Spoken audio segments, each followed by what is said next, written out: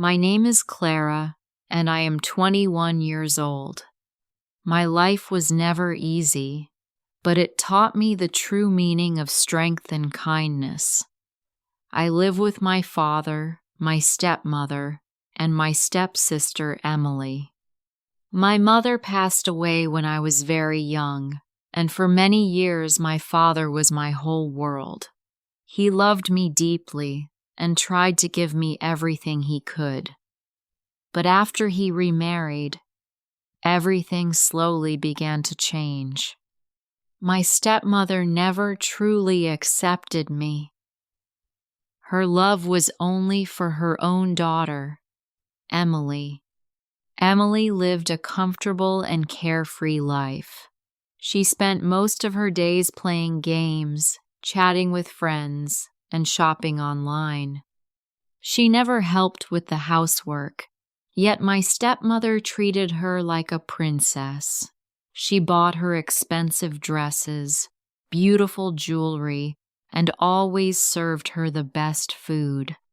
Meanwhile, my life was very different. Every day I cleaned the house, cooked meals, washed clothes, and carried heavy grocery bags from the market. I worked from morning until night, often feeling exhausted. Still, I never complained. What hurt me the most was that my stepmother never once thanked me. Sometimes I felt like I didn't even exist. When I turned 18, my stepmother began talking about finding a boyfriend for Emily. One afternoon, she said proudly, "Emily is grown up now. She should meet good boys." There was a school fair in our town, and she told Emily to wear her most beautiful dress so people would notice her. My father overheard the conversation and gently said, "Clara, you should go too. Maybe you will meet someone nice as well." His words made me feel a little hopeful. I asked my stepmother if I could wear a new dress because my old one was faded and worn out. She laughed coldly.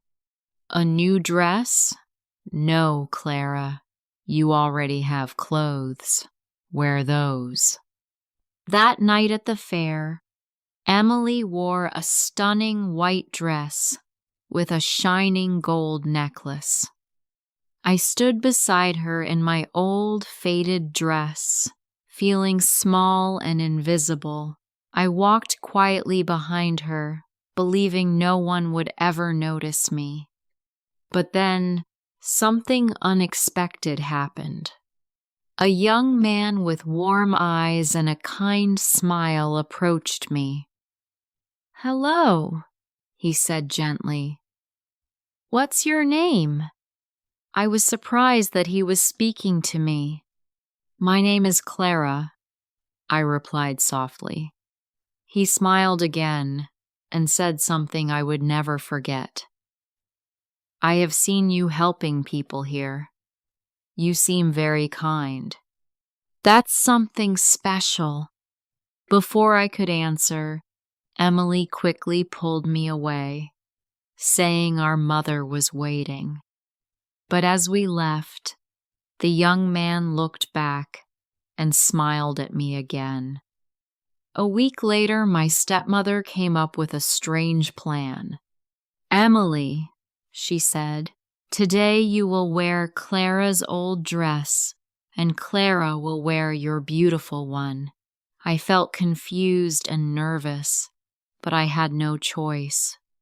When we went to the fair again, I was wearing Emily's elegant dress and necklace. As soon as we arrived, people began whispering and looking at me with admiration. Some even asked who I was. For the first time in my life, I felt noticed. Then the same young man walked toward me. His smile grew wider when he saw me. "You look wonderful," he said. "I would like to meet your family someday. May I visit your home?" Emily's face turned red with jealousy, and my stepmother looked unhappy, but neither of them said anything. A few days later, my stepmother sent me to the park to collect flowers for decoration. While walking through the wet grass, I slipped and hurt my leg badly. I couldn't stand or walk. Sitting there alone, I felt scared and helpless. The only person I could think of calling was the young man from the fair. When I called him, he came immediately. He helped me up, carried me home, and brought medicine and food for me. For several days he visited to make sure I was recovering well. During that time we talked a lot. We laughed, shared stories, and slowly became close friends. He saw how hard I worked and how much I tried to stay positive despite everything. For the first time in my life, someone truly noticed my efforts and my heart. My father also began to realize how much I had been doing for the family. One evening he looked at me with pride and said, "Clara, I never understood how strong you are. I am proud of you." His words filled my heart with warmth. Meanwhile, my stepmother and Emily continued trying to make my life difficult. They ignored me and sometimes spoke badly about me to others. But I no longer felt weak. I focused on my studies, my work, and the new friendship that was growing into something deeper. One evening, my father organized a small family gathering at home. My stepmother tried her best to make Emily look perfect and to make me seem unimportant, but when the young man arrived, his eyes searched only for me. He walked straight to me and said in front of everyone, "Clara, I admire your kindness and your strength. I want to be with you." My father smiled warmly. "You deserve happiness, Clara," he said. Months later, the young man asked me the most beautiful question of my life. He asked me to marry him. With tears of joy in my eyes, I said yes. Our wedding was small but full of love. My father stood proudly beside me, happier than I had ever seen him.